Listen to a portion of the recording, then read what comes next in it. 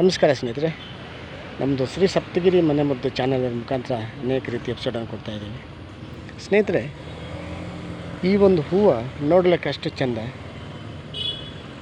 ಇದರಲ್ಲಿ ಇದನ್ನು ಎಕ್ಸೋರಾ ಅಂತಾರೆ ಅಥವಾ ರಾಮಬಾಣ ಹೂವು ಅಂತಾರೆ. ಇದು ಶ್ರೀ ವೆಂಕಟೇಶ್ವರನಿಗೆ ಅಚ್ಚುಮೆಚ್ಚು.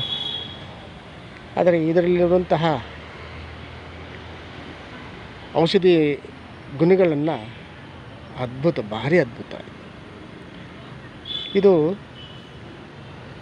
ನಮ್ಮ ಪ್ರಕೃತಿಯಲ್ಲಿ ಕೊಡುವಂಥದ್ದು. ಇದರಲ್ಲಿ ವೈಟು, ಯೆಲ್ಲೋ ಮತ್ತು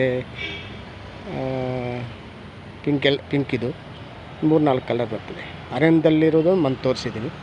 ಇದು ನಾವು ಆರ್ನಮೆಂಟಲ್ ಅಂತ ನಾವೇ ಮಾಡ್ಕೋಬೋದು. ಈ ಒಂದು ಹೂವು ಎತ್ತುಕೊಂಡು ಶೇಖರಣೆ ಮಾಡಿ ಚೆನ್ನಾಗಿ ಕ್ಲೀನ್ ಮಾಡಿ ಒಂದು ಪಾತ್ರೆಗೆ ಹಾಕಿ ದೊಡ್ಡ ಗ್ಲಾಸ್ ನೀರು ಹಾಕಿ ಚೆನ್ನಾಗಿ ಕಾಯಿಸಿ ಅದು 3/4 ಗ್ಲಾಸ್ ಬಂದಾಗ ಅದನ್ನು ಶೋಧಿಸ್ಕೊಂಡು ಒಂದು ಮಂಡಲ 45 ದಿವಸ ಸೇವನೆ ಮಾಡ್ತಾ ಬಂದರೆ ಹೆಣ್ಣು ಮಕ್ಕಳಿಗೆ ಈ ಕೆಂಪು ಬಟ್ಟೆ ಎಂಬ ಜಾಸ್ತಿ ಹೋಗುತ್ತೆ. ಈ ಕೆಂಪು ಬಟ್ಟೆಯನ್ನು ನಿಲ್ಲುತ್ತೆ. ಮತ್ತು ಹಾರ್ಮೋನ್ ಇಂಬ್ಯಾಲೆನ್ಸಿಂದ ಋತು ಸಕ್ರಮಕ್ಕೆ ಬರಲ್ಲ. ಆ ಋತು ಸಕ್ರಮಣ ಸೈಕಲ್ ಅಂತ ಮಾಡೋ ಶಕ್ತಿ ಇದಕ್ಕಿದೆ.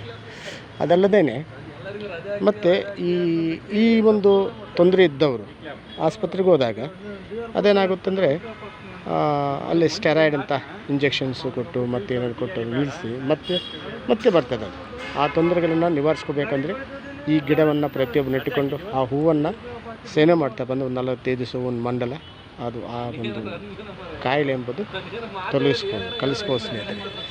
ಇದು ಪ್ರಕೃತಿ ನಿಯಮ. ಇದು ಅದನ್ನು ಬಿಟ್ಟು ನಾವೇನು ಮಾಡ್ತೀವಿ, ಆಸ್ಪತ್ರೆ ಪಾಲಾಗ್ಬೋದು, ಆಸ್ಪತ್ರೆಗೆ ಹೋಗಬಾರ್ದು. ಅಲ್ಲಿ ಅನೇಕ ರೀತಿಯ ರಾಸಾಯನಿಕ ಸೇವನೆ ಮಾಡಿ ಬೇರೆ ಬೇರೆ ತೊಂದರೆಗಳು ಬರ್ತವೆ. ಈ ಸೈಡ್ ಎಫೆಕ್ಟ್ ಇಲ್ಲ ಅಂತ ಇದನ್ನು ನಾವು ಮಾಡ್ಕೊಳ್ಳೋದು ಒಳ್ಳೆಯದು.